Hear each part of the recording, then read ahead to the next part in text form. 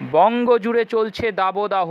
এই মুহূর্তে সমস্ত বঙ্গে তাপমাত্রা কিন্তু চরমে পৌঁছেছে। আগামী কয়েকদিনে পারদ ছুঁতে পারে 45 ডিগ্রি। এরকমই একটি আপডেট কিন্তু এই মুহূর্তে আমরা পাচ্ছি।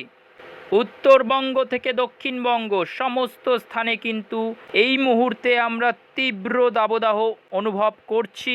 এখনও পর্যন্ত যে আপডেট আমরা পাচ্ছি সেই অনুযায়ী আগামী সপ্তাহতে কিন্তু এই পরিস্থিতি বহাল থাকবে।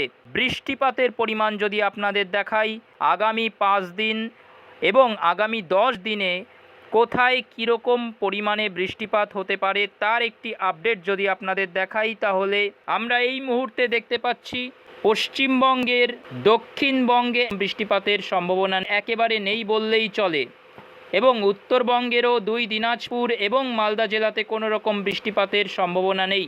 উত্তরবঙ্গের ক্ষেত্রে শিলিগুড়ি, আলিপুরদুয়ার, জলপাইগুড়ি, কোচবিহার এই সমস্ত স্থানে কিন্তু খুবই হালকা ধরনের বৃষ্টিপাত আগামীতে ঘটতে পারে, এবং পশ্চিমবঙ্গের দক্ষিণবঙ্গের ঝাড়গ্রাম, গোপীবল্লভপুর, এদিকে বলরামপুর, পুরুলিয়া, হুড়া, মুড়ি এই সমস্ত স্থানে খুবই হালকা ধরনের বৃষ্টিপাত, বজ্রবিদ্যুৎ সহ খুবই হালকা ধরনের একটা বৃষ্টিপাত কিন্তু আগামী 48 ঘন্টায় হতে পারে। এছাড়া বাংলাদেশের ক্ষেত্রে আমরা সম্পূর্ণ ত্রিপুরা জুড়ে, বাংলাদেশের সিলেট এবং এদিকে আমরা বরিশাল, কুমিল্লা, চট্টগ্রাম, মহেশখালীর দিকে বৃষ্টিপাত দেখতে পাবো। আগামী 48 ঘন্টায় কিন্তু বৃষ্টিপাত দেখতে পাবো, এবং আগামী কয়েকদিন কিন্তু এই সমস্ত স্থানে প্রায়ই বিকেলের দিকে বৃষ্টিপাত ঘটতে দেখা যাবে। তাছাড়া পশ্চিমবঙ্গের প্রায় সমস্ত জেলাতেই তীব্র দাবদাহ কিন্তু বহাল থাকবে আগামী কয়েকদিনেও।